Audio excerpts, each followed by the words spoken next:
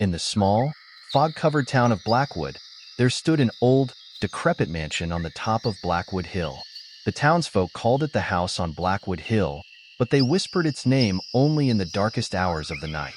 It had been abandoned for nearly a century, a place where no sane person dared to venture. One autumn evening, 5 friends, Alex, Ben, Claire, David, and Emma, decided to explore the house. The stories of the house's haunted past intrigued them, and they convinced themselves it would be just another adventure. As they approached the mansion, the fog thickened, and an eerie silence enveloped them. The front door creaked open with a touch, as if the house was inviting them in. The air inside was heavy with dust and decay, the scent of time long gone. They switched on their flashlights and stepped into the vast, shadowy foyer. Alex and Emma climbed the grand staircase, their footsteps echoing through the hollow mansion. The walls were adorned with old portraits, their eyes seemingly following the intruders.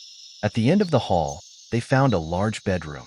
Emma approached a dusty vanity table and noticed a faded diary. She opened it, revealing a scrawled entry, "They come at night. The shadows. They whisper my name. I fear I shall never leave this place." A chill ran down her spine. "We need to find the others. Now." Meanwhile, Ben and Claire wandered through the parlor, where a grand piano stood silent and untouched. Claire couldn't resist pressing a key. To their horror, the note resonated loudly, followed by a cold breeze that extinguished their flashlights. In the pitch black, they felt an overwhelming presence, as if the house itself was alive and watching them. David, in the basement, discovered an old wine cellar. He scoffed at the cobwebs and dust, thinking the stories were just myths, but as he turned to leave, he heard faint whispers, growing louder and more insistent. He followed the sound to a hidden door, which led to a narrow staircase descending even deeper into the earth. Curiosity got the better of him, and he ventured down. In the pitch-black depths, David's flashlight flickered and died. Panic set in as the whispers turned into guttural voices. He stumbled and fell, feeling cold hands grabbing at him, pulling him further into the darkness. Alex, Emma, Ben, and Claire rushed to find David. They called out his name, but the house seemed to swallow their voices.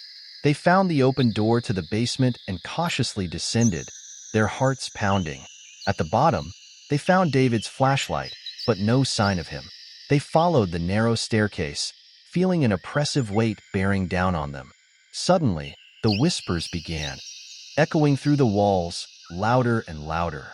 They saw shadows moving just beyond the reach of their flashlights, and the coldness of the basement intensified.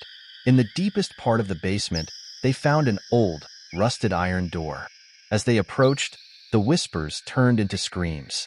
With trembling hands, Alex pushed the door open, revealing a chamber filled with old, decaying bones. In the center of the room stood David, his eyes wide with terror, surrounded by shadowy figures that seemed to pulse with malevolent energy. The friends screamed and rushed to save David, but the shadows closed in, their icy grips sapping their strength. Emma, in a desperate act, grabbed an old, dusty book from a nearby shelf and began to read aloud a passage in Latin. The shadows recoiled, screaming in agony as the ancient words filled the room with a blinding light. The house shuddered and groaned, the walls cracking and the ceiling crumbling. The friends, with every ounce of strength they had left, pulled David from the chamber and fled the basement. They stumbled out of the mansion just as it collapsed behind them, a cloud of dust and debris billowing into the night. Breathless and shaking, they stood on the hill, watching as the house on Blackwood Hill was finally consumed by the earth. The whispers ceased, and the fog began to lift. They knew they had barely escaped with their lives. The friends left Blackwood that night, vowing never to speak of the horrors they had witnessed. But the memories haunted them forever, and the town of Blackwood remained a place of shadows and whispers, where the brave and the foolish alike met their doom.